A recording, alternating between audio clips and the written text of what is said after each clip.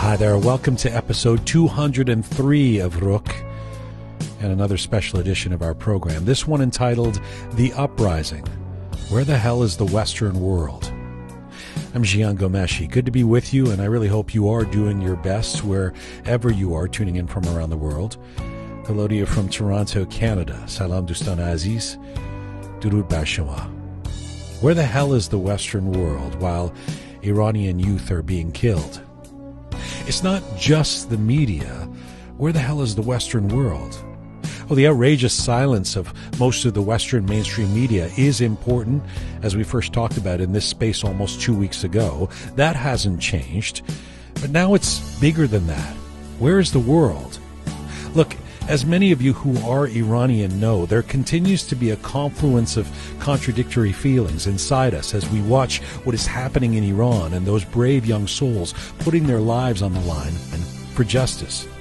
There is elation and inspiration about their courage and drive for change. And there is devastation and pain in seeing the crackdowns on the protest and protesters by this murderous regime.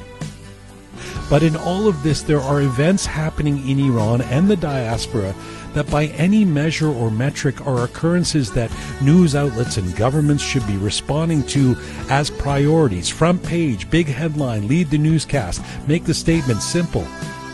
On Saturday, 500,000 people marched around the world to draw attention to the uprising in Iran and this regime. We couldn't be more proud as Iranians in the West. Hell, that's bigger than the Live Aid concerts. But would you know it by turning on your cable news channel or scouring the front pages of the dailies?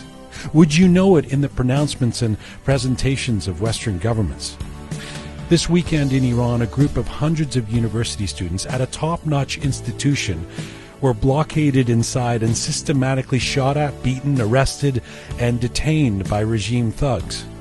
Can you even begin to imagine that happening anywhere in the Western world and not dominating the conversation and headlines for days or even weeks?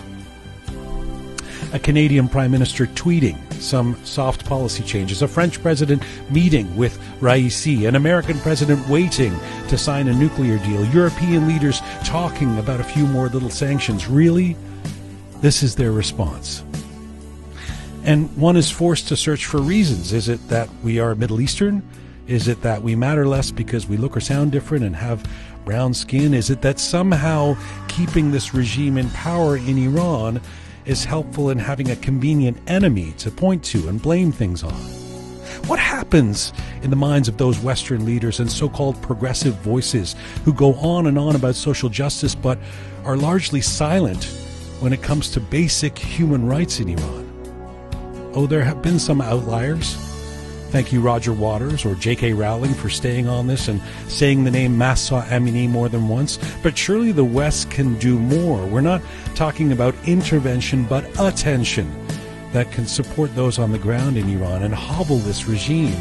If the time isn't now for governments, big companies, mainstream media in the West to stand up for human rights, when is it? We have another special edition of Rook today, this time themed on this very question, the uprising. Where the hell is the Western world?